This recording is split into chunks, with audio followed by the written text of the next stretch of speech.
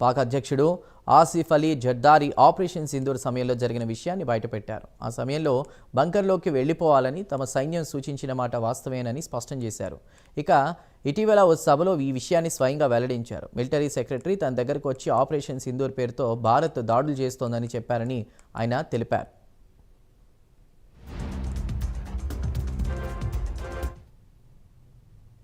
ఇక బంకర్లోకి వెళ్దామని తను అప్రమత్తం చేశారని వెల్లడించారు. అయితే ఆయన సలహాలను తాను తిరస్కరించారని స్పష్టం చేశారు. పాక్ పీఓకేలోని సైనిక ఉగ్ర శిబిరాలను లక్ష్యం చేసుకుని భారత సైన్యం మే 7న ఆపరేషన్ సింధూర్ చేపట్టింది. పలు ఉగ్ర స్థావరాలను ధ్వంసం చేసింది. ఈ సమయంలో చాలామంది ఉగ్రవాదులు హతమయ్యారు. ఆ తర్వాత పాక్ కవ్వింపు చర్యలకు దిగింది. ఆ దాడులను భారత్ ధీటుగా తిప్పుకొట్టింది.